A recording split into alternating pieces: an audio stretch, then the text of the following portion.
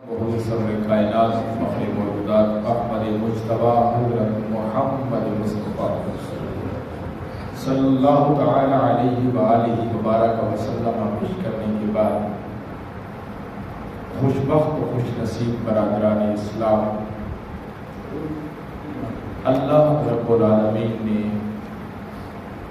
اپنے فضل سے اور اپنی توفیق سے ہم سب کو کریم آقا علیہ الصلوۃ والسلام کی امت میں پیدا فرما کر کریم آقا علیہ الصلوۃ والسلام کا غلام ہونے کی توفیق عطا فرمائی،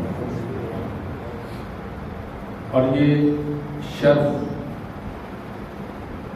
زور بازو پر نہیں ہے، یہ محض اس کے فضل اور اس کے کرم سے ممکن ہے۔ میرے بھائی، زندگی کی کامیابی اس کا واحد راستہ نبی کریم علیہ الصلوۃ والسلام کی ذات اقدس ہے۔ حضرت انس رضی اللہ تعالی عنہ اس حدیث کے راوی کہتے ہیں کہ کریم آقا علیہ الصلوۃ والسلام ایک دن آرام فرما رہے تھے کہ کچھ فرشتے حضور علیہ الصلوۃ والسلام کے پاس حاضر ہوئے۔ اب کچھ فرشتوں نے کہا کہ یہ سو رہے ہیں، میں حدیثیں عرض کر رہا ہوں، سیاستہ میں سے عرض کر رہا ہوں، یہ کوئی ضعیف حدیث نہیں ہے جو میں عرض کر رہا ہوں۔ فرشتے ہم کلام ہوئے، آپس میں گفتگو شروع کی اور گفتگو کرتے ہوئے کہنے لگے یہ سوئے ہوئے ہیں۔ دوسرے فرشتوں نے کہا نہیں، ان کی آنکھیں سوئی ہیں، ان کا دل بیدار ہے۔ ان کی آنکھیں سوئی ہوئی ہیں، ان کا دل بیدار ہے، دل جاگ رہا ہے۔ اللہ رب العالمین نے ان کو ان کی اطاعت ان کی امت پر لازم کر دی ہے۔ اللہ نے اس ہستی پاک کی اطاعت اس کی امت پر لازم کر دی ہے۔ اور جو آخری جملہ ہے نا، وہ میں اصل میں موضوع جو میرا جملہ ہے وہ میں عرض کر رہا ہوں۔ تو فرشتے کہنے لگے اللہ نے اس پیارے محمد کریم علیہ الصلوۃ والسلام کو اچھے اور برے میں فرق کرنے کے لیے بنایا ہے، یعنی جو حضور علیہ الصلوۃ والسلام سے رشتہ بنا لے گا وہ اچھوں میں شمار ہو جائے گا، جو آپ سے رشتہ توڑ لے گا وہ بروں میں شمار ہو جائے گا۔ وہ احباب ذی وقار، کریم آقا علیہ الصلوۃ والسلام کی ذات اقدس ہی بنیاد ہے، اور اسی ذات اقدس کے ساتھ ہی نسبت اور رشتہ۔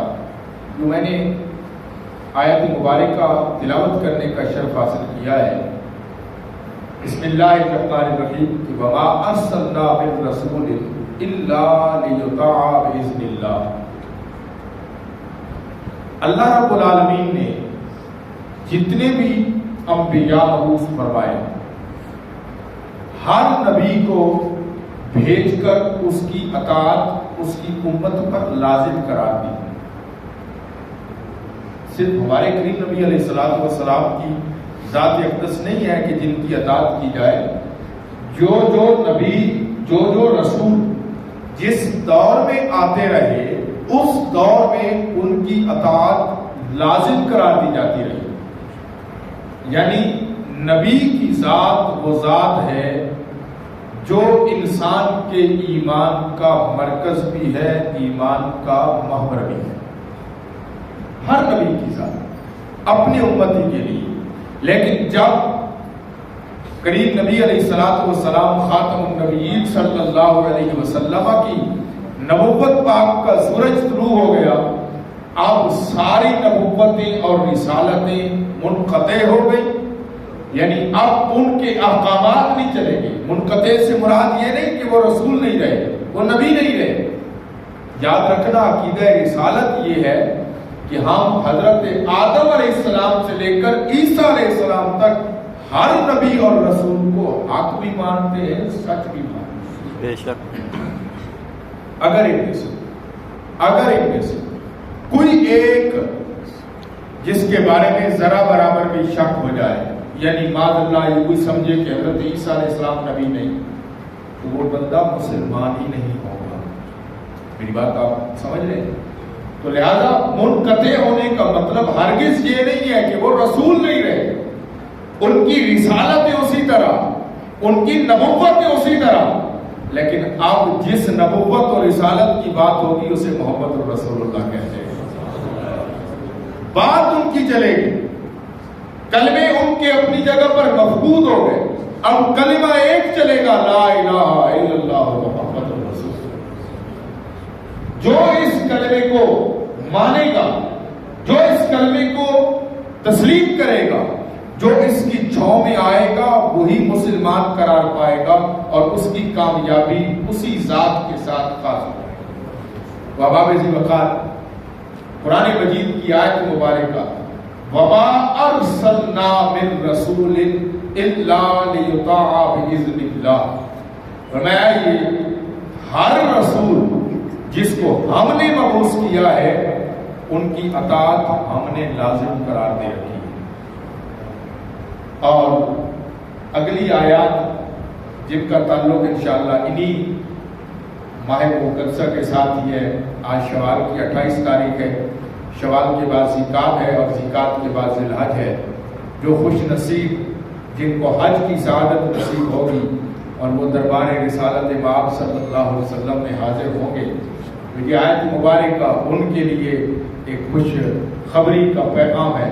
میں وَلَوْ أَنَّهُمْ إِذْ ظَلَمُوا أَنفُسَهُمْ جَاءُوا، یہ اسی آیت مبارکہ کا جز میں عرض کر رہا ہوں، پارہ نمبر 5 میں سے سورۃ النساء کی جائے، وَلَوْ أَنَّهُمْ إِذْ ظَلَمُوا أَنفُسَهُمْ جَاءُوا، فرمایا جو بھی اپنی جانوں پر ظلم کر بیٹھے، جو بھی، اور یہ ظلم کیا ہے؟ یہ ظلم گناہ کا ظلم ہے، یہ ظلم خطا کا ظلم ہے، یعنی جو اپنے سر پر گناہوں کا بوجھ لاد بیٹھے، گناہ کر بیٹھے، تو یہ وَمَا أَرْسَلْنَا مِن رَسُولٍ إِلَّا لِيُطَاعَ بِإِذْنِ اللَّهِ کی طاعت، اور میں جاؤ اے محبوب مرکز ہم آپ کو بنا رہے ہیں، وہ ادھر ادھر مارا مارا نہ پھرے، آپ کی بارگاہ میں آ جائے، جاؤ کا آپ کی بارگاہ میں آ جائے۔ فرمایا فَاسْتَغْفَرُ اللَّهِ، پھر وہ خود بھی اللہ سے مغفرت طلب کرے، اللہ سے مغفرت طلب کرے، بخشش مانگے، استغفار کرے، لیکن یہ استغفار کرنا اس کا کافی ہو جائے گا؟ فرمایا نہیں، وَاسْتَغْفَرَ لَهُمُ الرَّسُولُ، فرمایا پھر اس کے لیے میرا محبوب بھی بخشش مانگے۔ آپ بات سمجھ رہے ہیں؟ موضوع کے مطابق ہی میں عرض کر رہا ہوں۔ میں نے عرض کیا ایمان کا مرکز بھی حضور کی ذات ہے، ایمان کا محور بھی حضور کی ذات ہے۔ اللہ نے کس طرح اپنے محبوب صلی اللہ علیہ وسلم کی اہمیت کو اپنے بندوں کے دلوں میں اجاگر کرنے کا جو ذریعہ فرمایا ہے، فرمایا جب بھی جانوں پر ظلم کر بیٹھو، مارے مارے نہ پھرو، ادھر ادھر جانے کی ضرورت نہیں ہے۔ فرمایا کیا کرو، جاؤ، حضور کو ارشاد فرمایا اے میرے محبوب ان کو چاہیے کہ وہ آپ کی بارگاہ میں آ جائیں۔ اچھا آ گئے، اب کیا کریں؟ میں فاستغفر اللہ، وہ اپنے رب سے استغفار کریں۔ بات یہ نہیں ہے کہ وہاں جا کر بیٹھ گیا تو اتنا کافی ہے، یہ بھی بات نہیں بنے گی، دکھڑا سنانا پڑے گا، درد بیان کرنا پڑے گا، اپنے علاج کے لیے اپنا دکھڑا بیان کرنا ہے۔ فاستغفر اللہ، دربار رسالت میں جا کر استغفار کرنا ہے۔ اچھا اتنے کافی تھا، پھر ہم نے اپنی استدعا تو کر دی، التجا تو کر دی، فرمایا نہیں، اب کیا پتا کہ کون ہے، کیونکہ پیچھے نماز پڑھنے والا عبداللہ بن ابی بھی تو تھا، نہیں بات سمجھ میں نہیں، واستغفر لهم الرسول، پھر میرا نبی اپنی مہر تصدیق بھی ثبت فرمائے گا، استغفار کرے گا، تو پھر رب العالمین نے فرمایا لوجد اللہ توابا رحیما۔ یہ جو لام ہے نا، لام، یہ لام بتا رہی ہے کتنا اس میں اندر طاقت دم ہم ہے اسلام کے اندر، میں لوجد اللہ توابا رحیما، فرمایا پھر ہر حال میں ضرور بے ضرور تو پھر اپنے رب کو توبہ قبول کرنے والا، صرف توبہ قبول نہیں، تواب سب سے زیادہ توبہ قبول کرنے والا پاؤ گے، اور رحیمن رحم کرنے والا بھی۔ انشاءاللہ ان آیات بینات کو ہم جب قریب حج کے جائیں گے تو پھر انشاءاللہ العزیز ان پر بات ہوگی۔ آج بات ہو رہی ہے ذات مصطفیٰ ہی ایمان کا مرکز ہے۔ اگر کوئی آج کامیاب ہونا چاہتا ہے تو وہ ہر حال میں اللہ کے رسول صلی اللہ علیہ وسلم سے اپنا رشتہ استوار کرے۔ اسی کی متعلق ہی آیات اور اسی کے متعلق ہی آج احادیث رسول صلی اللہ علیہ وسلم میں پیش کرنا چاہتا ہوں۔ بات آپ سمجھ گئے ہیں۔ حضرت امیہ بن عبداللہ بن خالد رضی اللہ تعالی عنہ آپ روایت کرتے ہیں، فرماتے ہیں کہ حضرت عبداللہ ابن عمر رضی اللہ تعالی عنہ سے میں نے سوال کیا، حضرت فاروق اعظم کے بیٹے عبداللہ ابن عمر رضی اللہ تعالی عنہما سے میں نے پوچھا کہ قرآن شریف قرآن مجید ہم پڑھتے ہیں، اس کے اندر نماز حضر کا ذکر بھی ہے، اس کے اندر نماز خوف کے احکامات بھی موجود ہیں، لیکن نماز قصر ہمیں نہیں میسر آتی، ہمیں پتہ نہیں چلتا، قصر کی نماز کا ذکر قرآن میں موجود نہیں ہے۔ اور یہ جو میں حدیث پاک آپ کو عرض کر رہا ہوں، سیاستہ کی 2 معتبر کتابوں کے اندر اور اس کے علاوہ بہت ساری کتابوں کے اندر، نسائی اور ابن ماجہ کا نام جان بوجھ کر لے رہا ہوں، اس کو امام طبرانی نے بھی نقل کیا ہے، حیثمی نے بھی نقل کیا ہے، بہت سارے ائمہ مجتہدین نے اس کو نقل کیا ہے۔ میں تو حدیث پاک عرض کر رہا ہوں، یہ نسائی اور ابن ماجہ کے الفاظ ہیں۔ کریم آقا علیہ الصلوۃ والسلام کے صحابی عبداللہ ابن عمر سے پوچھا گیا، ہمیں یہ نماز قصر کے بارے میں احکامات نہیں ملتے، حالانکہ قرآن لا رتب ولا یابس الا فی کتاب مبین، اس دھرتی کا کوئی خشک و تر ایسا نہیں ہے جو اس قرآن میں موجود نہ ہو۔ ایک صحابی رسول فرماتے ہیں کہ اگر میرے اونٹ کی رسی بھی گم ہو جائے میں اس کو قرآن میں سے تلاش کرتا ہوں۔ یہ بات آپ سمجھ لیں۔ اب ایک الگ بات ہے کہ مجھے کوئی مسئلہ نہ ملے، میرا قصور ہے، قرآن کا قصور نہیں ہے۔ قرآن ہماری ہدایت کے لیے موجود ہے۔ اب یہ رہتی دنیا تک اسی طرح ہی رہنا ہے، قرآن ہدایت کا پیغام ہے، لیکن صحابی کا سوال اور آگے صحابی کا جواب، سوال کرنے والا بھی صحابی ہے، جواب دینے والا بھی صحابی ہے، اور دونوں جلیل القدر صحابی ہیں۔ اب بات کیا ہے کہ ہمیں ہر چیز کا حکم ملتا ہے، نماز قصر کا حکم نہیں ملتا۔ اب انہوں نے یہ نہیں کہا کہ بھئی قرآن ہے اس کے اندر موجود ہے، اب انہوں نے جواب کیا دیا عبداللہ ابن عمر نے، محبت کا عالم بھی دیکھیں، نسبت کا عالم بھی دیکھیں۔ انہوں نے فرمایا یہ قرآن ہماری ہدایت کے لیے آیا ہے، لیکن ہمیں کیا معلوم تھا کہ یہ قرآن ہے؟ ہمیں خود محمد مصطفیٰ صلی اللہ علیہ وسلم نے تو بتایا ہے کہ یہ قرآن ہے، اس لیے ہم تو قرآن کو قرآن مانتے اس لیے ہیں کہ حضور کی زبان سے نکلا ہے، ہم تو رحمان کو رحمان مانتے اس لیے ہیں کہ ہمیں حضور نے بتایا ہے۔ فرمایا میں قرآن سے یہ مسئلہ ڈھونڈنے کی کوشش ہی نہیں کرتا، اس لیے کہ یہ عمل میں نے خود محمد مصطفیٰ کی ذات میں دیکھا ہے، اب مجھے یہ حوالہ نہیں چاہیے قرآن میں یہ مسئلہ موجود ہے کہ نہیں، میرے لیے ذات مصطفیٰ ہی کا۔ آپ کو بات سمجھ آئی؟ حضور کی ذات بنیاد ہے، حضور کی ذات مقصد ہے۔ جس آدمی نے کامیاب ہونا، اس لیے تو کریم آقا علیہ الصلوۃ والسلام کی حدیث پاک آقا علیہ السلام نے ارشاد فرمایا، لوگوں میرے سے محبت، مجھ سے محبت اور ٹوٹ ٹوٹ کر محبت وہ قوم کرے گی جو بعد میں آئے گی۔ میں حدیث پاک کر رہا ہوں، مجھ سے محبت میری قوم میں سے بعد میں آنے والے کریں گے، اور اتنی ٹوٹ کر کریں گے کہ اس قوم میں سے ایک شخص اپنا مال، اپنی اولاد حتیٰ کہ اپنی جان بھی قربان کر کے یہی سمجھے گا کہ محمد مصطفیٰ کے نام پہ قربان کرے گا۔ فرمایا وہ میری محبت کو بچائے گا، اپنی جان تک کا نذرانہ پیش کر دے گا۔ اور ہم نے تاریخ میں دیکھا ہے، ہم نے دیکھا ہے کہ وہ ٹوٹ کر محبت کرنے والے لوگ کہتے تھے علم و دین تو پڑھا ہوا نہیں ہے، تجھے قرآن کیسے آ گیا ہے، تو سورہ یوسف کی تلاوت کیسے کر لیتا ہے؟ اس نے کہا جس کے نام پہ قربانی دی ہے وہ جیل میں آ کے پڑھا جایا کرتا ہے۔ اگر وہ جذبہ ارشاد دیکھ تو اکثر ہم نے دیکھا ہے وہ خود تشریف لاتے ہیں، تڑپ آیا نہیں کرتا۔ ہاں 14 صدیاں بعد گزرنے کے بعد بھی وہ علم و دین ان کے نام پہ قربانی دے تو وقت کا محدث جماعت علی شاہ جیسے لوگ، پیر رحمان کی جیسے لوگ جنازوں میں شریک ہو کر جنازے کی چارپائی اٹھائے بیٹھتے تو احباب ذی وقار حضور کی ذات بنیاد ہے۔ میں نے ایک حدیث پاک عرض کی، دوسری حدیث پاک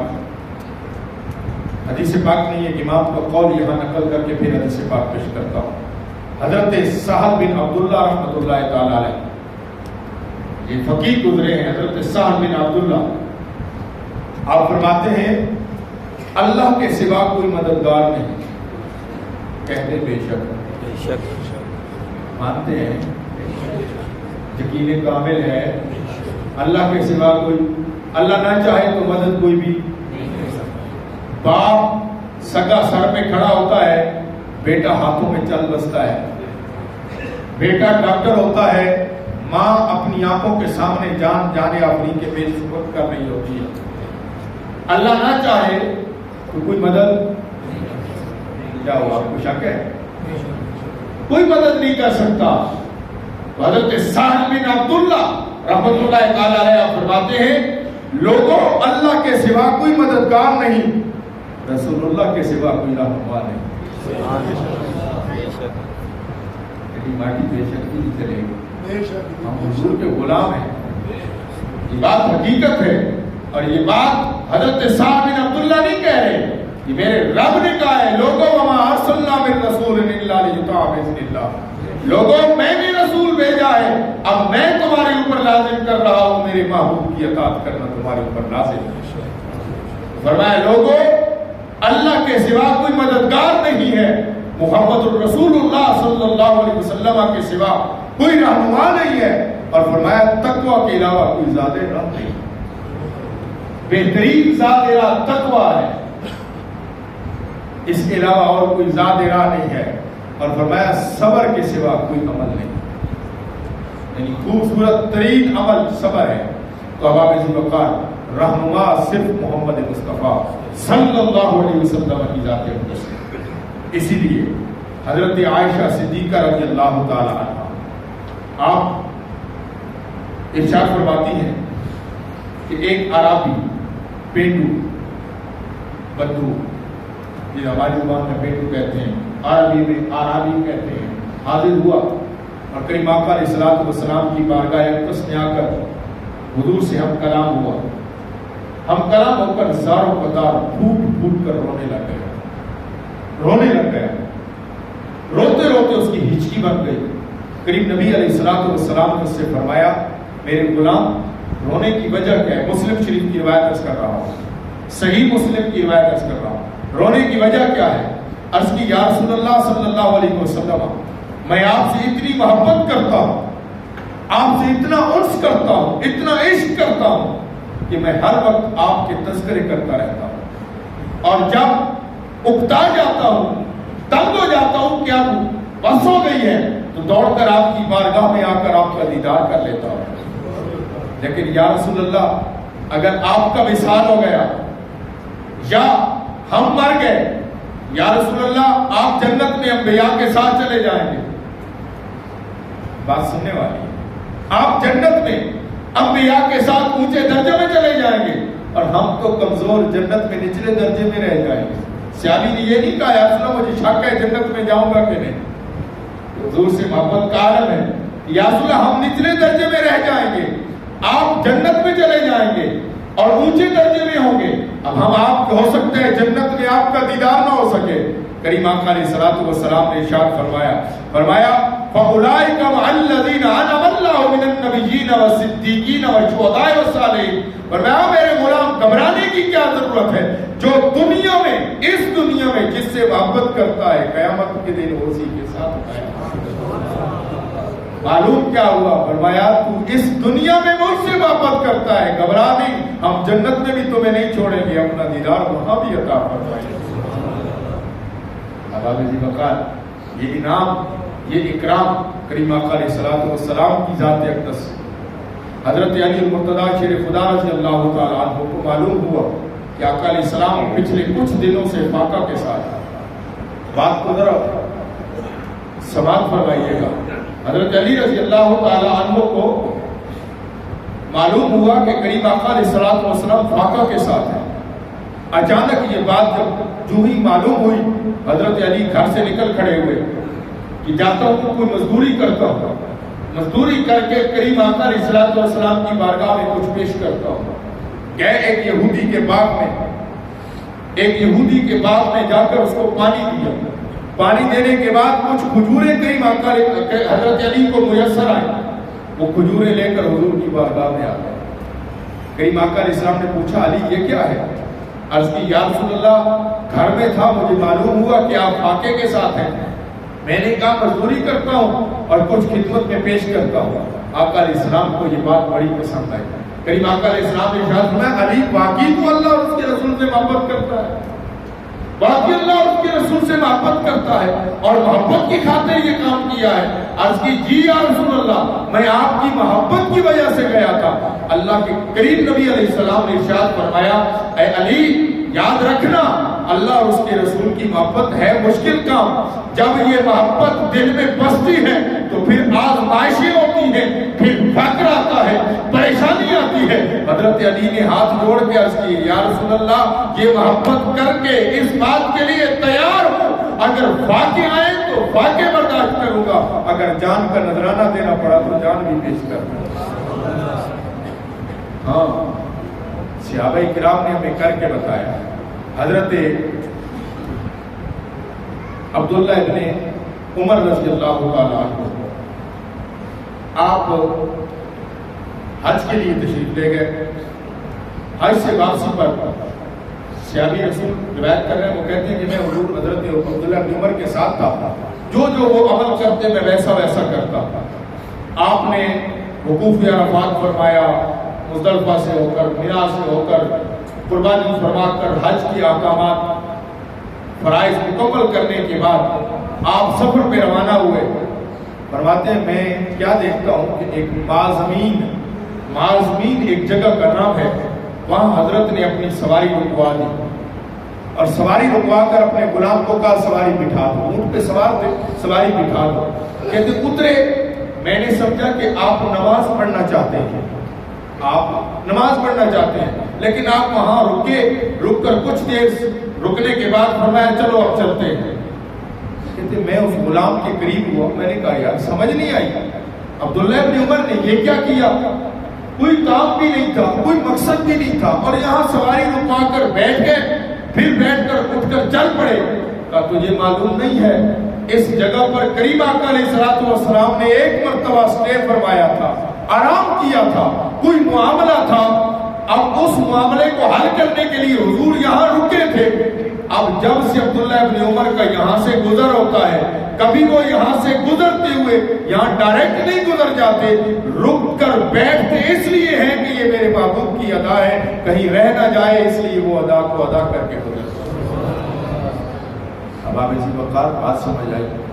حضور کی ذات بنیاد ہے، حضور کی ذات انسان کا تعلق رشتہ جب تک حضور سے مضبوط نہیں ہوگا وہ کامیاب نہیں.